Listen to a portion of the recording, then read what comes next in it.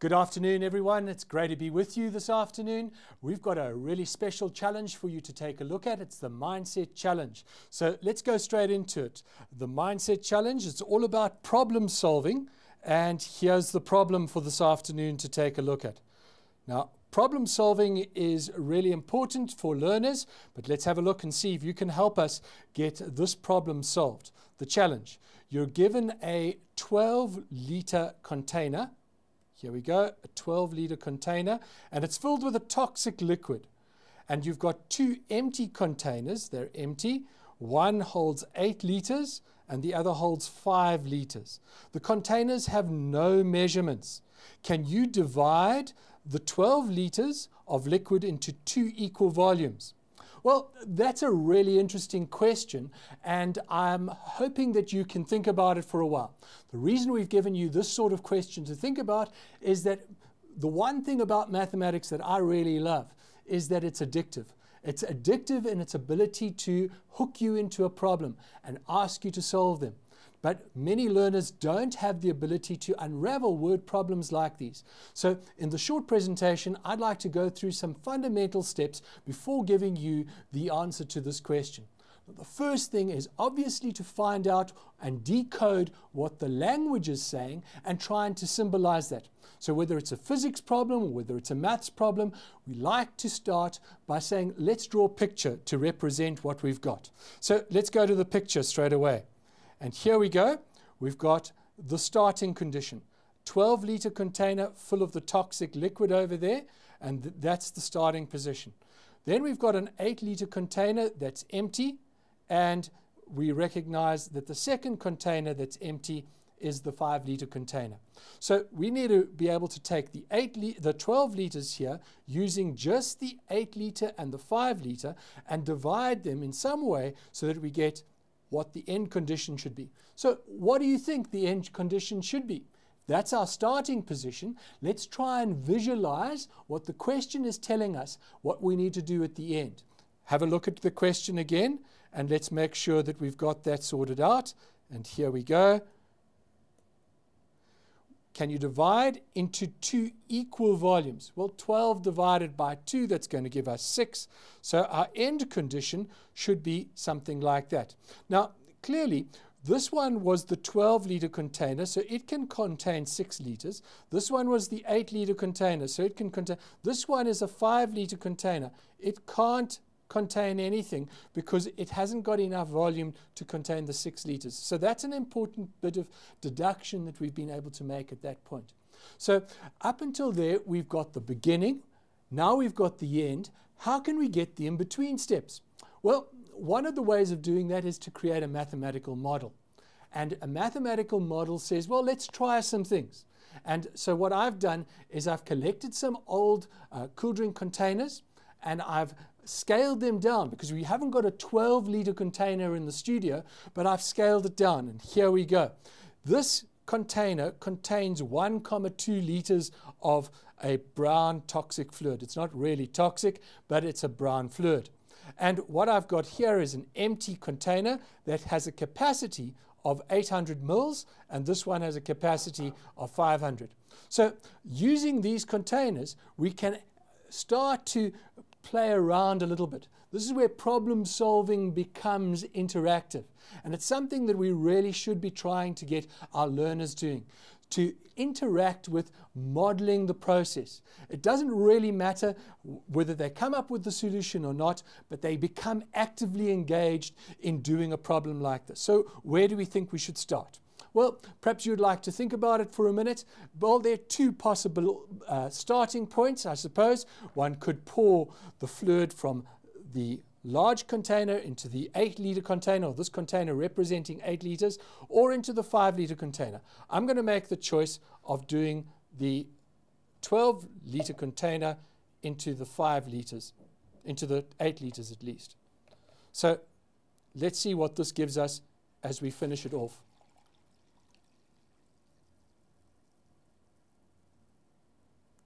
There we go.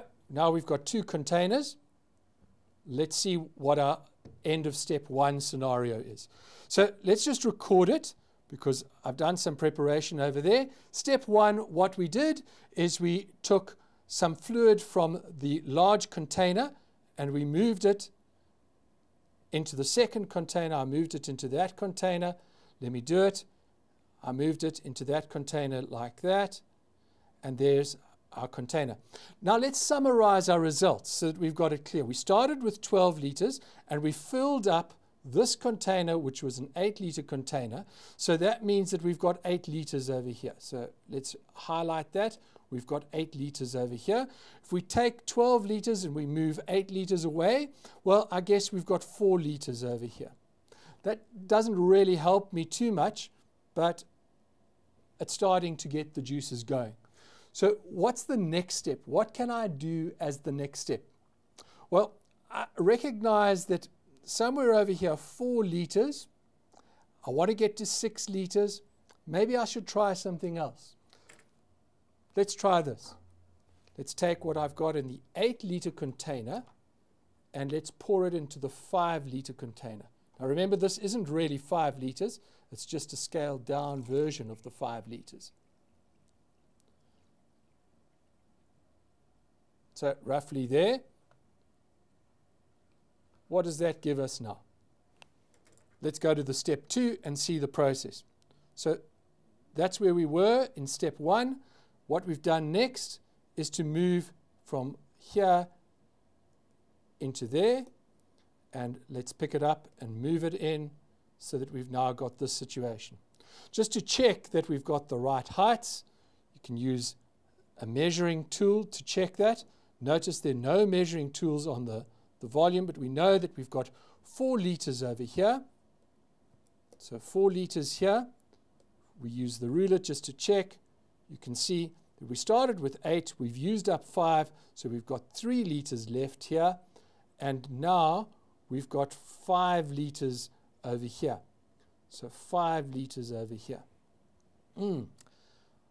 Wonder if it's helping you a little bit to see it in concrete detail as well as to see the simulation. We need to get to 6 liters somehow. Well, there are a number of ways of getting to 6. We could add 3 and 3, or go 4 and 2, or even 5 and 1. We're starting to get some differences here. We recognize that we've got a 3 liter and a 4 liter and a 5 liter, and maybe there's some solutions. Hope you can start to see some things, think about it a little bit. Let's pick up step 3 that we're going to do next. There's our starting point, and this is the third step. Now, what I like is this 3 liter here, but I would like to see the 3 liter into this container, because 3 gives me a region to 5.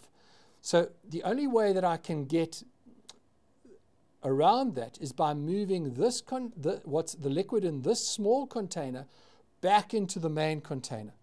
So I'm going to take the 5 liters, move it back into the main container. So remember, there was 4 liters in the main container when I started. So that means I've now got 9 liters here. 9 liters. And I've got 3 liters there. So let's go to the next step. Let's just do it first of all. Take the small container and model it, pour it back into here, and let's see how we go. So we've now got, in the large container, 9 liters, in the smaller container, 3 liters. The 3 liters is really important. The 3 liters is half of what I really want. So I'm going to try something here. I also recognize that 9 and 8, there's a difference of 1 liter there. And that could be important to be able to add to the 5 liters, which would give me 6. So there's some thoughts going through, some predictions. I hope you've got some ideas as well. Let's go to the 4th step and let's see what we can do from there. So there's the starting point at the 4th step. We've got 9 liters over here to start with. We've got 3 liters over here. And what I'm going to do simply in this step is I'm going to take the 3 liters and I'm going to transfer it into that container. Okay. So the 3 liters is no longer there. The 3 liters is sitting over here. So that's my next step? 3 litres over here. I think it becomes clearer what we're trying to do is we're going to try and get 1 litre left in here. So that would be my next step. So I'll go to step number 5, and that's exactly where I'm going. I'm going to pick up the 9 litres. I'm going to pick up 9 litres and pour the contents of this 9 litres into there, which will leave me with 1 litre. So let's do it. Pick it up, move it in. I'm left with 1 litre. Now that makes me pretty excited, because if I do that, then what I've got is I've got to have this 3 litres into this container, and I'm going to need to have your remainder into this container, leaving me with 1 litre over here. Oh, it's obviously the model hasn't worked too well. Let's stick with the simulation. These beakers are obviously bending out of sorts. So let's go to the next step. It's not as practical as I thought it would be. So let's move on to step 6. I hope you can see what we're going to do. We're going to take the full container here. We're going to move from this container. We're going to fill up the 3rd container, not that one. We can't fill from the bottom, fill from the top. And we've now got a scenario that I hope you can see.